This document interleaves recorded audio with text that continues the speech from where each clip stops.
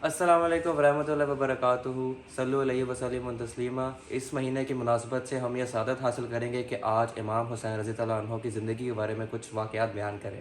हज़रत इमाम हुसैन रज़ी अल्लाह अन्हो के नाना हज़रत मोहम्मद सल्लल्लाहु अलैहि वसल्लम नबियों के सरदार और उनकी वालिदा माजदा बीबी फ़ातिमा रज़ी अल्लाह अन्हुमा जो कि जन्नत में बीबियों के सरदार, और ख़ुद हज़रत इमाम हुसैन रज़ी अल्लाह अन्हो और उनके भाई हसन रज़ी अल्लाह अन्हो जन्नत में नौजवानों के सरदार, और आपके वालिद ग्रामी जिनका लक़ब शेर खुदा है हज़रत अली मुर्तज़ा रज़ी अल्लाह अन्हो, जिनको ये इम्तियाज़ भी है कि बच्चों में हज़रत मोहम्मद सल्लल्लाहु अलैहि वसल्लम सबसे पहले ईमान लाए। और बहादुर ऐसे कि जंग खैबर के मार्का में जंग का आगाज हुआ तो कफ़ार की तरफ से इनका सबसे ताकतवर पहलवान मरहब आया, और मुसलमानों की तरफ से हज़रत अली रज़ी अल्लाह अन्हा इसके मुकाबले में आए और एक ही वार में इसके जिस्म के 2 टुकड़े कर दिए। हज़रत मोहम्मद सल्लल्लाहु अलैहि वसल्लम की हदीस मुबारका के अल्फाज हैं कि मेरे बाद 30 साल खिलाफत रहेगी, इसके बाद मलकुयत आ जाएगी।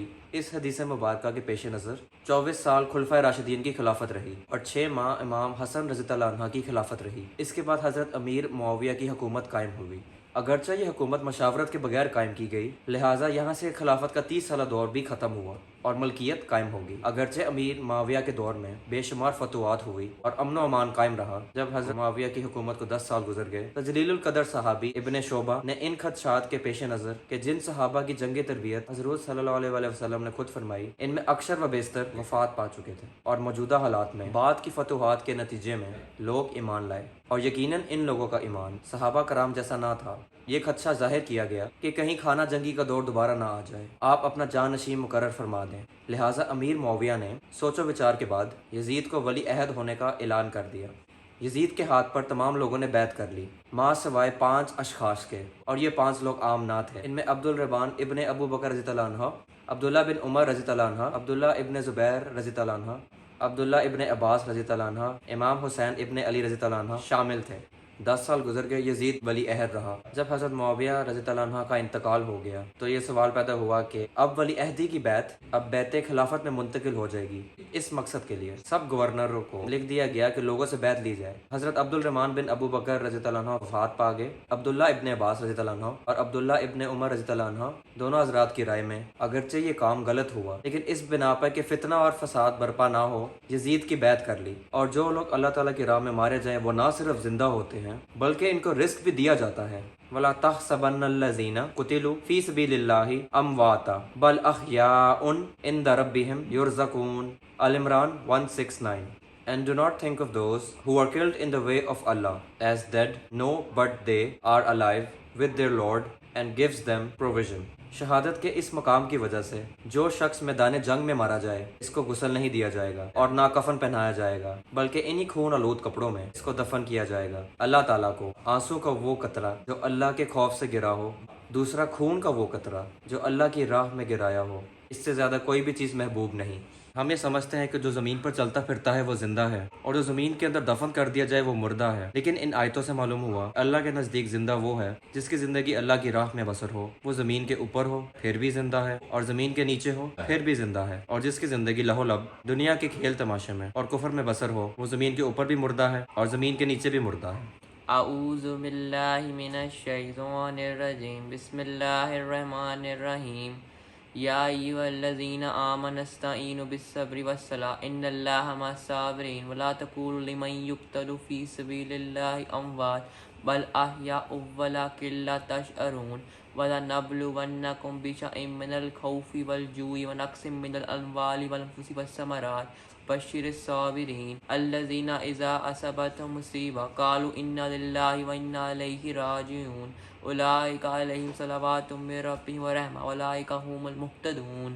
ऐ ईमान वालो, सब्र और नमाज से मदद तलब करो, बेशक अल्लाह ताला सब्र करने वालों के साथ है। और जो लोग अल्लाह की राह में कत्ल किए जाते हैं इनको मुर्दा मत कहो बल्कि वो जिंदा हैं, लेकिन तुम इसका शऊर नहीं रखते। और अलबत्ता हम तुमको कुछ डर, भूख, मालो जानो और फलों के नुकसान में जरूर मुब्तला करेंगे। और इन सब्र करने वालों को बशारत दीजिए जिनको कोई मुसीबत पहुंचती है तो वो कहते हैं बेशक हम अल्लाह के लिए ही हैं और बेशक हम अल्लाह के ही तरफ लौटने वाले हैं। यही वो लोग हैं जिन पर अल्लाह की खसूसी नवाजिशें हैं और रहमतें हैं, और यही लोग हदायत पर साबित कदम हैं। हज़रत इमाम हुसैन रज़ी अल्लाह अन्हु जो मदीना मुनव्वरा में रिहाइश पजीर थे, यजीद ने यहाँ के गवर्नर वलीद बिन उतबा को खत लिखा کہ حضرت امام حسین رضی اللہ عنہ سے یزید کے لیے بیعت لی جائے۔ اس نے حضرت امام حسین رضی اللہ عنہ کو گورنر ہاؤس میں آنے کے لیے پیغام بھیجا۔ حضرت امام حسین خطرے کو بھانپ گئے، چنانچہ آپ چند محافظوں کے ساتھ گورنر ہاؤس آئے۔ یہاں پر گورنر نے مردان بن حاکم کو بھی بلا رکھا تھا۔ حضرت امام حسین نے پوچھا مجھے کیوں بلایا گیا ہے؟ اس نے یزید کا خط پڑھ کر سنایا کہ آپ کو یزید کی بیعت کرنی ہوگی۔ آپ نے فرمایا میرا ایسا شخص یوں چھپ کر بیعت نہیں کر سکتا، ایک مجلس کا اہتمام کیا جائے، اگر باہمی مشاورت سے اگر سب لوگ اس کی بیعت پر راضی ہو گئے تو میں بھی بیعت کر لوں گا۔ آپ جانے لگے تو مردان بن حاکم نے گورنر سے کہا کہ ابھی ان سے زبردستی کی جائے اور ان کو جانے نہ دیا جائے، ورنہ بعد میں یہ موقع نہ ملے گا۔ آپ نے یہ بات سن کر فرمایا کہ میں ایک فاجر شرابی مسلمانوں کے قاتل کی بیعت کر لوں۔ جلال میں آ کر فرمایا اور یہاں سے چلے گئے۔ گھر آ کر اپنی بہن زینب رضی اللہ عنہا کو یہ واقعہ بتایا اور مدینہ منورہ چھوڑ کر مکہ جانے کا ارادہ کیا، اور فرمایا اور میں نہیں چاہتا کہ مدینہ کی گلیاں خون سے لال ہو جائیں۔ اور اس طرح آپ اپنے اہل و عیال کے ساتھ مدینہ منورہ سے مکہ تشریف لے آئے۔ اسی دوران آپ نے مسلم بن عقیل کو اپنا نمائندہ بنا کر کوفہ بھیجا کہ آپ میری طرف سے بیعت لے لیں، کیونکہ یہ ہزاروں کوفیوں کے خطوط حضرت امام حسین نے وصول کیے۔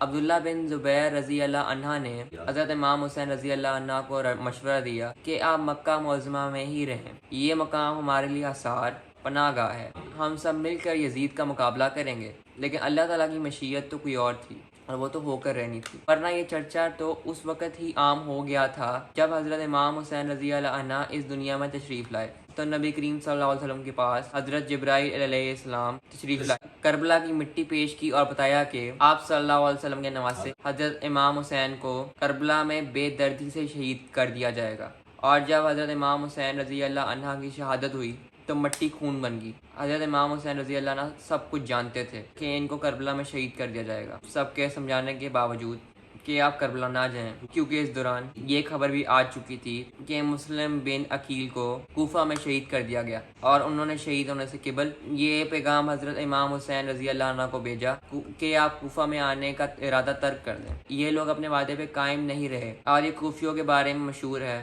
الکوفی لا کوفی، کوفیوں کے وعدوں پر اعتبار نہ کرنا۔ ان سب کے باوجود حضرت امام حسین رضی اللہ عنہ تقدیر کے فیصلے پہ راضی رہے اور اٹل فیصلہ کیا کہ وہ ہر صورت ہر قیمت پر کوفہ جائیں گے۔ دوسری طرف کوفہ والوں نے ہزاروں کی تعداد میں خط لکھ کر حضرت امام حسین کو اپنی مدد کے لیے کوفہ بلا لیا اور یزید سے چھٹکارا حاصل کرنے کے لیے کوفہ آنے کی درخواست کی، اور اب یہ آپ پر فرض بھی ہو گیا تھا کہ اپنی جان کی پرواہ نہ کرتے ہوئے ان کی مدد کے لیے جاتے۔ قرآن مجید میں اللہ تعالیٰ کا فرمان ہے فَإِذَا أَزَمْتَ فَتَوَكَّلْ عَلَى اللَّهِ، یعنی جب آپ ایک دفعہ ارادہ کر لیں تو اس پر ڈٹ جائیں۔ یہاں یہ بات بتانا ضروری ہے کہ ہمیشہ حق پر ڈٹتے ہیں، سچائی پر ڈٹتے ہیں، ایمان پر ڈٹتے ہیں، کفر پر نہیں ڈٹتے، جھوٹ پر نہیں ڈٹتے، فریب پر نہیں ڈٹتے، گناہ پر نہیں ڈٹتے، ایمان پر ڈٹتے ہیں، حق پر ڈٹتے ہیں۔ اور حدیث مبارک کے الفاظ ہیں کہ کبھی یہ نہ کہو کہ ایسا ہوتا تو ایسا ہوتا، جو تقدیر میں ہوتا ہے وہی ہوتا ہے، ہر انسان پر تقدیر غالب ہو کر رہتی ہے، اور یہ خیال رہے جو اللہ اور اللہ کے نبی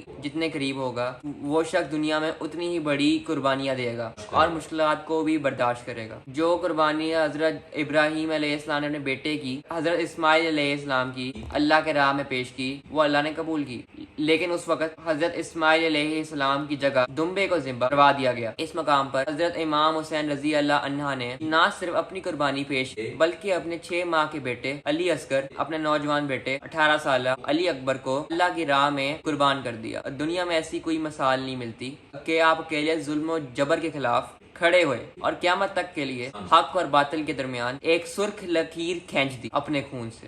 یہ کون ذی وقار ہے، بلا کا شہ شوار ہے، تمام جسم نازنین کٹا ہوا ہے، یہ نبی کا نور عین ہے، یہ بال یقین حسین ہے۔